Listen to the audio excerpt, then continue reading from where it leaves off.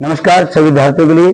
जैसे कि आप सबको पता है कि हमारी पिछली वीडियो में गुणनखंड चल रहा था और आज हम उसी का अगला हिस्सा करने जा रहे हैं। तो गौर से देखिए, आज का जो सवाल है हमारा, उसमें संख्या एक्स स्क्वायर से पहले दी होगी। ठीक है, ध्यान से देखेंगे आप लोग।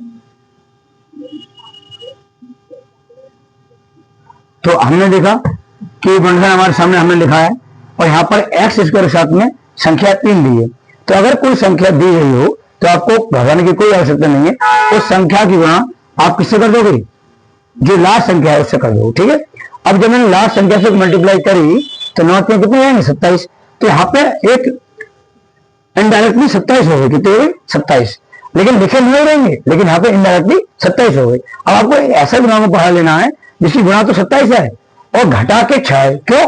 क्योंकि जैसे कि मैंने पिछले वीडियो में बताया था कि यहाँ पर अगर माइनस है तो घटाओगे और यहाँ पर अगर प्लस है तो जोड़ोगे। अब अंदर बाहर चिन्ह से कोई मतलब नहीं होता है। चलिए, तो 3x स्क्वायर, 9 3 27 और 9 में से 3 गए 6। ठीक है, अब मान लो आप और पढ़ा पढ़ोगे तो वो पढ़ा इस प्रकार पढ़ना आपको कि उसका गुणा भी इतनी आ जाए और जोड़ के घटा के इतना आ जाए। ठीक है, तो 9 3 27, तो 9 में से 3 गए 6। अब हम क्या करेंगे? इसको ऐसे लिखेंगे और ब्रेकेट को खोलेंगे। तो 9 ब्रेकेट जब खोलते हैं तो x की मल्टीप्लाई हो जाती है। 9x minus 3x minus 9। और आप क्या करोगे? दो जोड़े बना लोगे, एक दो संख्याओं का और एक दो संख्याओं का। अब 3 कॉमन लेंगे और कॉमन संख्या हम जब लेंगे जब हमारी अगली संख्या उससे कट रही होगी। अगर नहीं कट रही होगी तो हम कॉमन नहीं लेंगे। x कॉमन ले लिया, 3 निकल गया, x निकल गया, x बचा, प्लस x निकल गया, 3 3 9। ठीक है, आगे देखो माइनस। अब यहाँ पर x है लेकिन यहाँ पे x नहीं है तो x कॉमन हम नहीं ले सकते। तो यहाँ कॉमन लेंगे हम 3, x माइनस माइनस प्लस 3 3 9। ये दोनों ब्रैकेट एक जैसे हो गई, एक में आ गई, और ये ब्रैकेट एक में हो गई, एक में आ गई। इस तरीके से ये हमारा मूल निकल के आ गए। तो आपको ध्यान रखना है, आपको चले दो, आपको ध्यान रखना है कि आपको ये सवाल इस तरीके समझ में आ गया। अब मैं इसी प्रकार का एक सवाल और देता हूं, गौर से देखेंगे और कोई दिक्कत है तो कमेंट में आप पूछ सकते हो।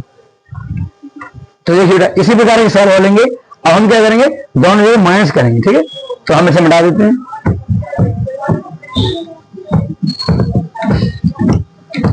देखिए अगला सवाल, अब हम क्या करेंगे? दोनों तरफ क्या लेंगे? माइनस लेंगे।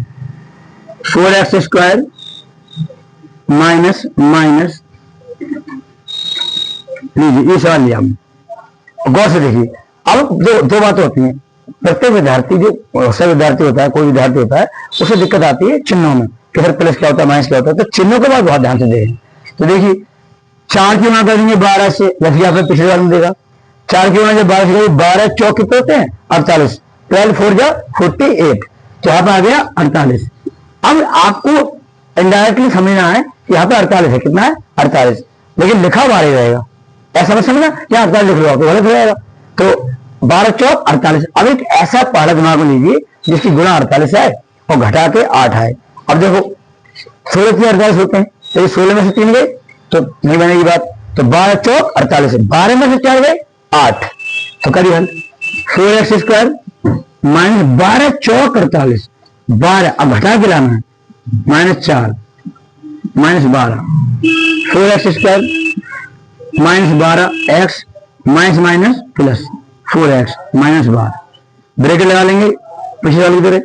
4 कॉमन, क्यों? क्योंकि 4 से 12 कट जाएगा। x कॉमन क्योंकि इधर भी है और इधर भी है। 4 निकल गया, x निकल गया, x बचा, माइनस x निकल गया, 4 3 12, यानी 4 3 12, प्लस यहाँ पे देखो x है, x नहीं कॉमन नहीं बनेगा, 4 कॉमन बन जाएगा। क्यों? क्योंकि 4 से 12 कट जाते हैं। x common, plus minus minus, 4 3 12। ये दोनों ब्रैकेट हमेशा गुणनखंड में एक जैसी ही आती है। तो इन्हें एक में कर दिया हमने, बचा वो हमारा 1 में। इस तरीके से मैंने आपको ये 2 सवाल समझाए। सभी विद्यार्थियों से निवेदन है कि सभी लोग मेहनत करें और अच्छे से आगे। Thank you very much.